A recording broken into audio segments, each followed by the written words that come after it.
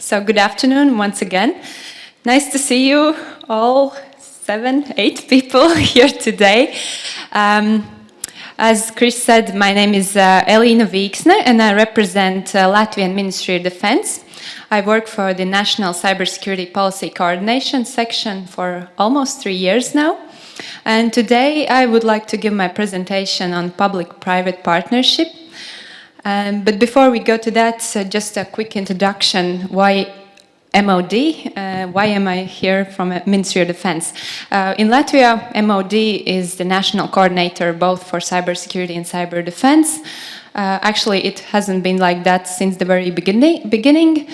It was Ministry of Transportation's responsibility, but since 2013, we are the lead coordinators. And among our responsibilities is supporting activities of our national CSIRT, supervising the implementation of our strategy, security legislation, and other tasks. But now back to the topic of today's discussion. My presentation, I would say, is divided in 2 parts. In first part, I would like to give some sort of theoretical framework on how I see public and private partnership in practice, and I would like to give answers or try to give answers on some of these questions on who cooperates with whom in public-private partnership, why do we need to cooperate, and in the second part of my presentation I will touch upon practical examples we have here in Latvia. In the first part, I would like to, as I said, give some theoretical framework, but I do not claim that I know how to make public-private partnerships or how they should look like. It's more of my observations during my work experience on the challenges, what arises when public and private sector tries to cooperate with each other. So then the question, who cooperates with whom? When we say public-private partnership, it seems just like a simple answer. There's a public side and private side, and we just have to find these 2 hands to make a perfect handshake. But is it really that simple in the world of cyber? Are there just 2 hands? I would say no. There are many hands with many interests, many perspectives, opinions, and different agendas. So I think it's a difficult part on each side to define with whom you should cooperate. Let's start with public sector. With the public sector, of course, there's always one leading institution in country. Most of the time there is one leading institution who is supervising the cybersecurity issues. But for cyber being a horizontal issue, it requires many institutions to cooperate with each other, also on the public sector. For example, in Latvia, we have a National IT Security Council, which gathers 20 institutions. That's quite a big number for such a small country, but it shows the amount of actors involved in making our cyberspace a safer place. And I think it's necessary that we have such a platform where we gather all public sector together, and we can say to all the other private parties or any other actor that we have such a platform, one place where you can meet the government. On the private sector, I think it's even more difficult from my perspective, what I have seen. There are even more actors in different fields and with their part of responsibility in this internet infrastructure. And we have seen this while we were drafting our national cybersecurity strategy. We wanted to include some sort of industry perspective on how cybersecurity model should look like in Latvia and how it should be managed. But quite soon we found out that there's no single industry view on this. There are different views with different perspectives and sometimes even conflicting opinions on how we as a government should work in the field of cyber. And also, there was a question in the previous presentation on internet blocking. That's also quite one recent topic where I could also, again, observe that industry has different opinion on how to do it, or even if it's on how to do it and should we do it. So, and there are many other cases when we see that it's not easy to draw on with whom you should cooperate and what is his perspective and what are the things you could do together. So, and why do we need to cooperate? I think, again, this seems a pretty simple answer. We are all connected.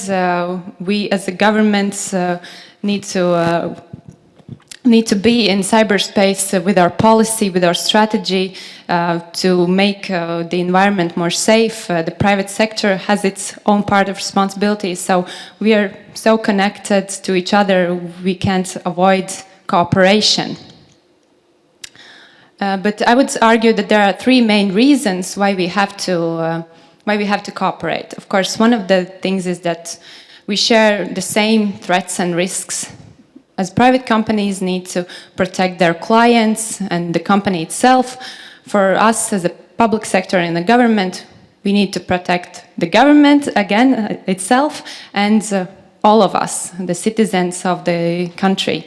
So threats and risks are very similar, and it is important that we share expertise and information on how to best tackle these risks and address and to find not perfect, but some solutions on how to deal with them. And of course, lack of resource question also is one challenge we share.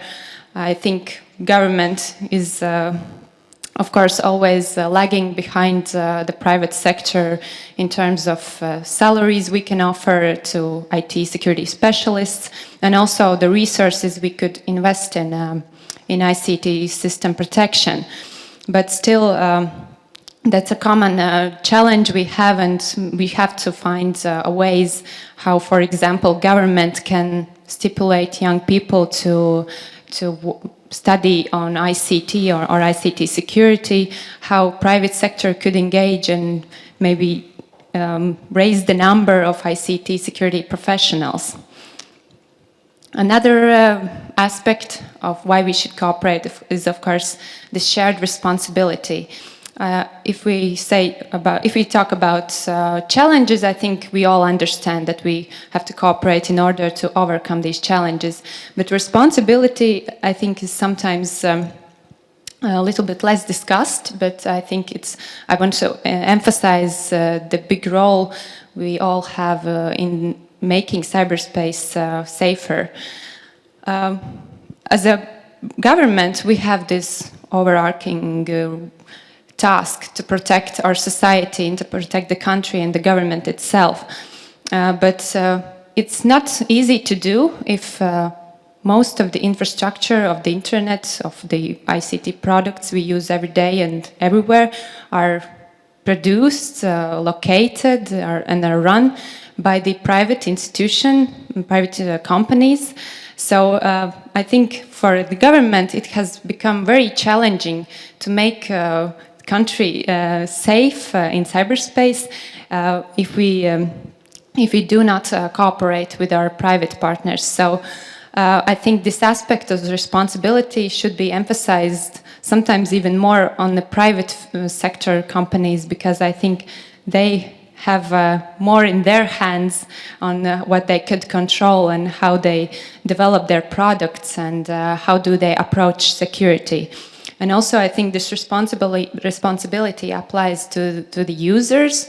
Of course, we can say that user has to be aware on what kind of products and solutions they are using, but I think we have come to the stage that this ICT environment has become so complex and so difficult even for ICT professionals. So I think it's a responsibility of companies to have this security built in their products and built in their services. And we just can't put this responsibility on the user for him to decide what is the best way on how to protect him. And I think it's our responsibility as a state to work with private sector in this regard to constantly push for this security integration. And of course, the need for cooperation, as I said, we need to talk with each other, we need to train together in order to be able to protect ourselves. Either it's business environment or a public sector, we need to talk to each other because we are very closely connected to each other. And of course, I think another area where we could do that is cybersecurity exercises, because I think there's no question if we are going to have some major cyber attack, but it's the question when. So we have to prepare ourselves. We have to know whom to call when the crisis comes. And do we know partners in the industry? Does the industry know who is responsible for what in a public sector? So we definitely need to have that in place. And the second part of my presentation, just quickly, I would like to introduce you with what do we have in Latvia in public-private partnership. But this image just shows not the whole institutions, but the whole spectrum of main actors in cybersecurity policy in Latvia. Of course, I would like to highlight our national CSIRT as the main guard of our cyberspace. They're doing the everyday job to protect all of us. But of course, all these other elements are crucial to have the security level high enough every day. But on these practical examples, when public and private sector cooperates. First, I would like to mention Cyber Defense Unit. We have it since 2014. That's the unit where volunteers from public, private sector, from academia, or just students of ICT programs, they have this platform where they could train, where they could exercise, where they could acquire new knowledge and new skills. This unit is located within our National Guard, so I would say it's also some sort of civil-military cooperation, because those who participate in this unit have this opportunity to participate, for example, in EU and NATO exercises. And I think this platform really gives it value in that regard. The people who are there, they get to know each other. And we always like to mention this, that cyber is, of course, about the technology, but mostly it's about people and whom we trust in cyberspace. So this platform is a place where we could create this human network of professionals across the country. And I mentioned this crisis capability, so that we have to know each other and we have to know whom to call and whom to reach if something happens. This is the place where we could build this capability. Of course, the main task of the unit is to support national CERT and national armed forces in case of crisis, and if, for example, CERT LV is not able to deal with a particular crisis situation. We haven't had such situation now, and I hope we won't have in near future, but it's important that we have this capability in place. This Cyber Defense Unit is running for more than 2 years now, and at this point we understand we are ready to go a little bit further. And we are currently developing a youth cyber guard unit. It's, as the title says, it's meant for young people, young students who are still not into ICT education. They're still in elementary school maybe, but they understand that they would like to get a deeper knowledge on cyber, and they maybe are interested in cybersecurity. So we give them this platform where we train them, we educate them, and give this understanding on how to act fair and ethically on cyberspace. Another initiative which actually we started during our presidency in the EU together with Estonian colleagues, so-called Cyber Hygiene Initiative. That was developed in close cooperation with a private company from Estonia. Although it has been a long road developing this platform where we could educate our users. I think we have finally come to the stage when we are able to launch this program, and this initiative is targeted to raise the overall level of education for users in the institutions, and basically not just ministries of defense, because together with our MOD colleagues from Estonia we started this initiative, but also for any other organization, because recently, of course, we have heard this topic of insider threat, and not meaning that in terms of Edward Snowden or on something similar, but employees as being their biggest threat to the company's security. So I think training your employees and training the regular users on what to do and what not to do on cyber is a crucial part of overall cybersecurity level.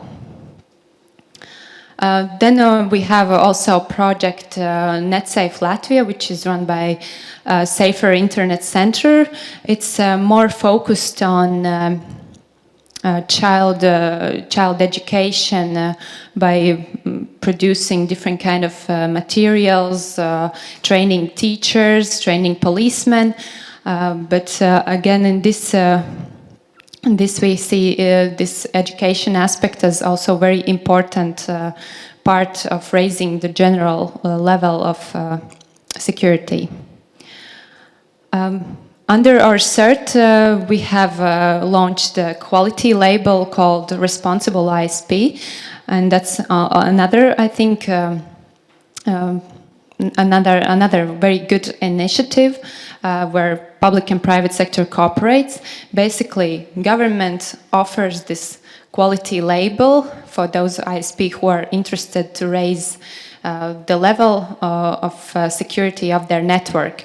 And I think with this initiative, we show that government could be the one who provides these carrots for industry, and industry in turn gets some sort of recognition and this label for being responsible, for being for thinking about security. And I think that's the way how we should also work with the industry, giving them something they would be willing for to have. And currently there are, if I'm correct, 13 ISP providers, which and they cover the largest part of Latvian network. So I think we have managed that the biggest ISPs and the most significant ISPs are on this initiative, and they have this quality label. And finally, I think also another example where public and private sector interests have come together for a greater good is a new NGO, which was established in the beginning of this year, Digital Security Alliance, which also works more on educating users and general public on threats and risks in cyberspace.